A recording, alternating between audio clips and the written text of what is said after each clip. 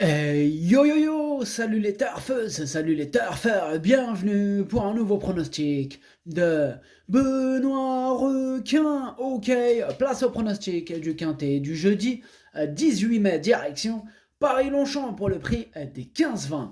Plat 1600 mètres, 16 partants en réunion, une course de indice de confiance 1 sur 5. Petit retour sur le quintet du mardi 16 mai. Les troubles fêtes faisaient partie de mes casseurs de tickets repérés, plus mon regret. Cette vidéo, je la tourne avant l'arrivée du quintet de ce mercredi. Je reviendrai dessus demain. Ok, c'est parti, on commence le pronostic et on commence avec le numéro 1, Galore. Et on écoute l'entraîneuse, mademoiselle Karina Fay. Galore a un peu de potentiel, c'est un cheval tardif qu'on a respecté, il a fait un super début d'année. Il n'y a pas beaucoup le choix dans les engagements, il faut voir s'il va pouvoir surmonter la pénalité. Il est très bien et serait avantagé si le terrain restait bien souple. Eh bien, ce numéro 1, malgré cette pénalité, moi je l'ai gardé du coup en pole position, je l'ai installé en tête, c'est mon préféré. Ce numéro 1, Okiniri. On passe au numéro 2, Cyrano. Et on écoute Maurizio Garnieri. Cyrano est un chic cheval qui donne toujours le meilleur en compétition. Il se donne parfois un peu trop, il lui faudra bénéficier d'un bon parcours fluide et sans encombre, d'autant que la distance est un peu limite pour lui.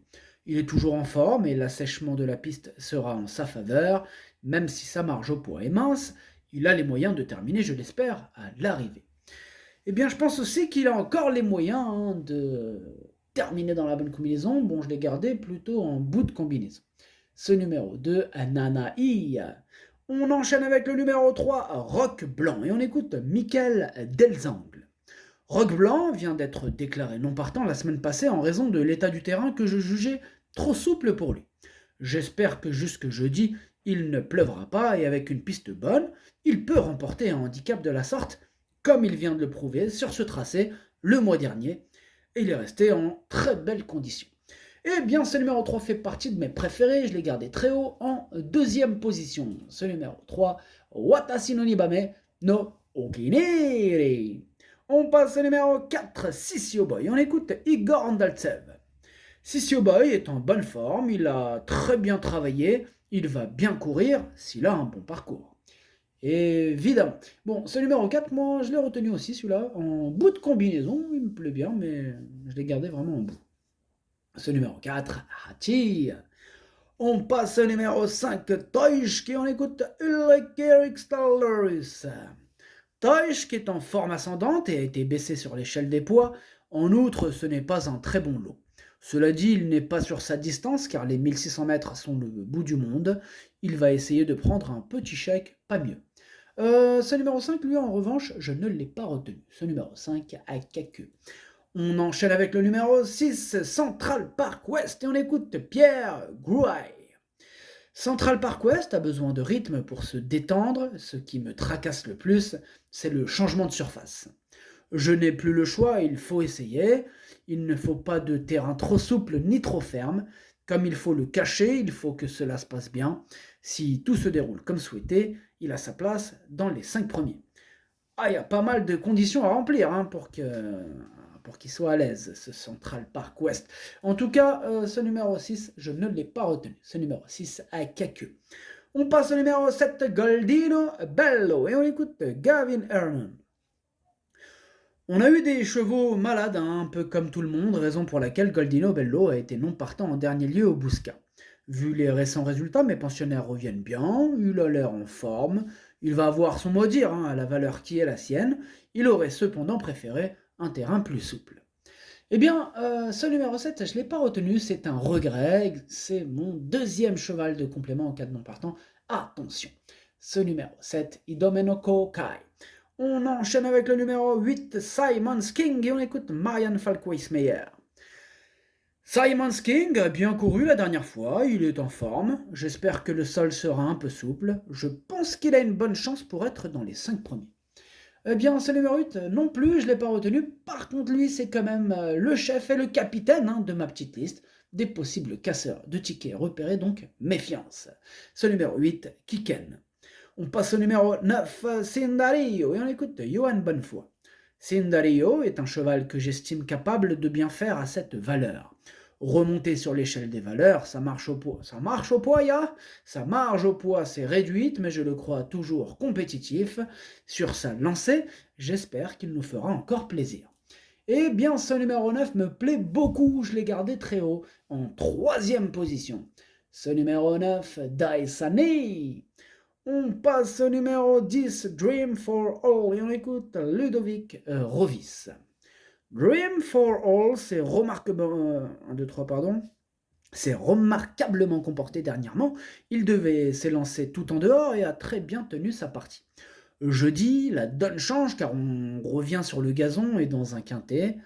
C'est un adepte de la PSF, mais le gazon n'est pas rédhibitoire et demeure compétitif à cette valeur. Toujours en forme, je le pense, bon c'est écrit comme ça, désolé, je le pense avec un, ah oui non c'est bien écrit en fait, c'est moi je délire, je le pense avec un bon parcours en mesure de rentrer dans la bonne combinaison. Eh oui, c'était bien, c'est moi j'ai écrit, enfin bref. Du coup, ce numéro 10, moi je ne l'ai pas retenu, mais il est quand même à l'arrière de ma petite liste des possibles troubles faits, méfiance. Ce numéro 10, Kiken. On enchaîne avec le numéro 11, Everillo, et on écoute mademoiselle Flavie Bresson. Everillo a très bien récupéré de sa castration, comme en témoigne sa rentrée victorieuse. Cette opération lui a vraiment été bénéfique. Il est mieux quand le terrain n'est pas trop souple, sa belle prestation de l'autre jour est de bon augure pour aller sur un quintet, tout en sachant que ce ne sont jamais des courses faciles. Eh oui, à qui le dis-tu? C'est pas facile les quintets. Oui. Bref, ce numéro 11, je ne l'ai pas retenu, mais il est en plein milieu de ma petite liste des possibles troubles faits, méfiance. Ce numéro 11, Kiken. On passe au numéro 12, Polita, et on écoute Gilles Panier. Polite a très bien couru en dernier lieu dans un lot qui n'était pas évident. C'est un cheval assez régulier à qui je n'ai pas grand-chose à reprocher jusqu'ici. On attaque les gros handicaps et on va voir ce que cela va donner. Il est bien et c'est intéressant d'essayer. Et oui, qui ne tente rien n'a rien. Du coup, Gilles Panier, il tente, il essaye, il a raison. Bon, en revanche, moi, ce numéro 12, je ne l'ai pas retenu. Ce numéro 12 est quelques. On enchaîne avec le numéro 13, El Torero, et on écoute David Morisson. El Torero fait toutes ses courses et en dernier lieu, il m'a montré qu'il avait le niveau des quintets, raison pour laquelle on se déplace à Paris-Longchamp. Il s'endurcit au fil des courses et Loritz Mandizabal le connaît par cœur. Dès lors, même si on est conscient de l'adversité, on espère le voir bien faire et terminer dans les 5 premiers. Eh bien, ce numéro 13, moi, il me plaît bien, je l'ai gardé en 5e position. Ce numéro 13, Do-I.